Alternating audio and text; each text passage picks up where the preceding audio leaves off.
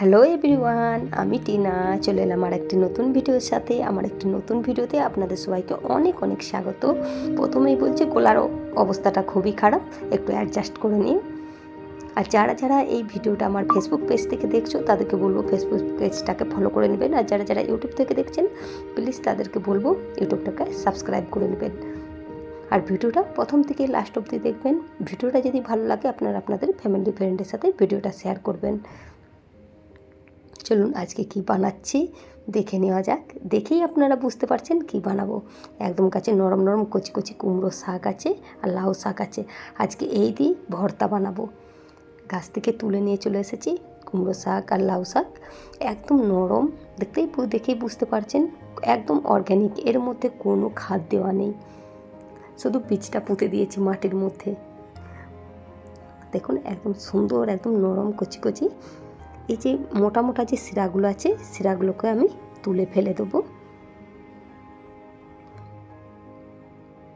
এটা খুব সহজেই হাতের সাহায্যে করা যায়। আর এই ওয়েদারের জন্য এই রেসিপিটা একদম একটা পারফেক্ট। আমার নিজেরই খুবই জ্বর সর্দি, মানে কোনো কিছু মুখেই রুচছেই না। এই ভর্তাটা বানিয়ে কিন্তু আমি অনেকগুলো ভাত খেয়েছি। আপনারাও চাইলে এইভাবে একবার ভর্তা বানিয়ে নিতে পারেন। এর জন্য লাগছে লঙ্কা, কাঁচা লঙ্কা, এগুলো গাছ থেকে তুলে আনা কাঁচা লঙ্কা। ওটা দেখেই আপনারা বুঝতে পারছেন একদম টাটকা, কিন্তু খুব ঝাল। আর লাগছে অনেকটা পরিমাণে রসুনের কোয়া। এটা তো আমি একটা নিয়েছি দেখানোর জন্য, এখনও আছে। আর লাগছে বোনলেস চিকেন। দেখুন কিছু চিকেনে বোন আছে, যার জন্য আমি এগুলোকে ছুরির সাহায্যে কেটে ফেলে দিচ্ছি। আর চিকেনগুলোকে ছোটো ছোটো করে কুচিয়ে নিচ্ছি। এতে হলে আমি তো শিলে বেটে ভর্তাটা বানাবো, বাটার সময় একটু সুবিধাই হবে। ছোটো ছোটো করে কুচিয়ে নিচ্ছি। আপনারাও চাইলেও একবার এইভাবে কুমড়ো পাতার ভর্তা বানিয়ে খেয়ে দেখতে পারেন। দেখুন চিকেনগুলোকে ছোটো ছোটো করে কুচিয়ে নিয়েছি, কুচিয়ে একটা বাটির মধ্যে রেখে দিলাম। আর রসুনটা ছাড়িয়ে নিচ্ছি। অনেকটা পরিমাণে রসুনের কোয়া নিয়েছি আর নিচে অনেকগুলো কাঁচা লঙ্কা। এবার সবগুলোকে খুব ভালো করে ধুয়ে নেবো। এর আগে আমি দেখুন যে কুমড়ো আর লাউ পাতা ছিল সেগুলোকে ছোটো ছোটো করে কুচিয়ে নিচ্ছি, তাহলে খুব সহজেই, আমি প্রথমে বললাম যে শিলেতে পারবো, বাটা হয়ে যাবে।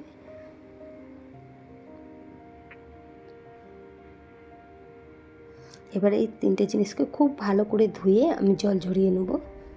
এবারে একটা ফ্রাইং প্যান, এটা ডিপ ফ্রাইং প্যান, এর মধ্যে কুমড়ো শাক, কুচিয়ে রাখা চিকেন,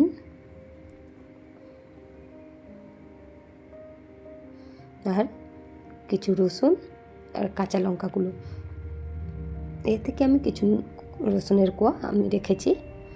আর দিয়ে দিয়েছি অল্প পরিমাণে লবণ। শাক কিন্তু সেদ্ধ হওয়ার পর মানে হাফের থেকেও কম হয়ে যাবে, যতটা আমাদের শাক নেই তার থেকেও হাফের থেকে। তো লবণটা যখন আপনারা দেবেন তো লবণটা একটু দেখিয়ে দেবেন। আমি কিন্তু কোনো তেল দিই না।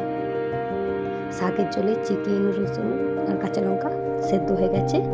ওর একটু ঠান্ডা করে নেব। আর ঠান্ডা করে আমি শিলেতে বেটে নিচ্ছি। আর এখানে লড়াগুলো দেখছেন তো, লড়াগুলো অর্ধচন্দ্র।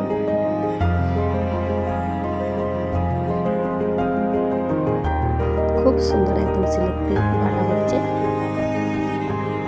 আমি ডবল করে বেটে নিয়েছি, প্রথমে একবার বেটেছি, তারপরে আবার একবার বেটে নিচ্ছি। দেখুন কত সুন্দর বাটা হয়েছে।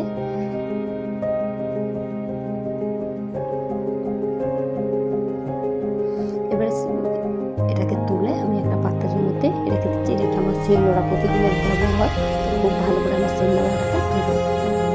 দেখুন বাটাটা কত সুন্দর হয়েছে। এরপরে একটা ফ্রাই প্যানের মধ্যে অনেকটা পরিমাণে সরষের তেল নিচ্ছি। এতে কিন্তু সাদা তেলের কোনো কাজই নেই। সরষের তেলটা গরম রেখেছি, ওর মধ্যে দিয়ে দিচ্ছি রসুন কুচি। রসুনগুলোকে আমি লাল করে ভেজে, কিছু রসুন তো আমি উঠিয়ে নেবো, আর কিছু রসুন আমি তেলের মধ্যেই রেখে যে ভর্তাটা বানিয়েছি ভর্তা দিয়ে ভাজবো। এরপর আমি যে বেটে রাখা পাতাটা দিয়ে দিলাম।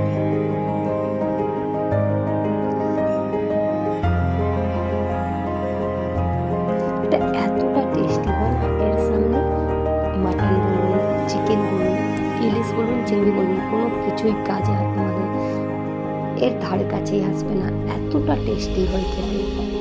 গরম ভাতের সাথে এটা খেতে হবে, গরম ভাতের সাথে গরম গরম, তবে এর আসলটা টেস্ট পাওয়া যাবে। আর খাওয়ার সময় এর মধ্যে বেশ অনেকটা পরিমাণে কাঁচা তেল, কাঁচা সরষের তেল দিয়ে খেতে হবে। দেখুন এখন খুব ভালো করে আমি যে পাতার যে রসটা ছিল রসটা শুকিয়ে নিচ্ছি।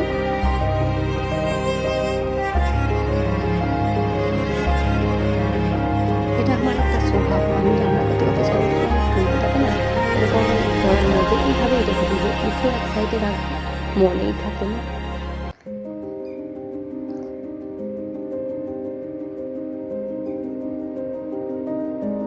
দেখুন হয়ে গেছে।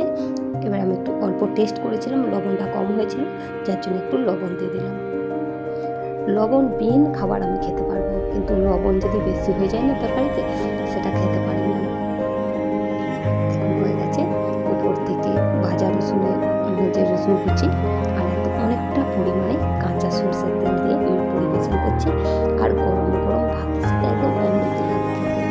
একবার অবশ্যই আপনারা এই রেসিপিটা ঘরে ট্রাই করবেন। আজ এখানে অবধি, দেখাবে অন্য একটি ভিডিওতে। সবাই খুব ভালো থাকবেন, সুস্থ থাকবেন। সবাইকে আমার প্রণাম। রাধে রাধে।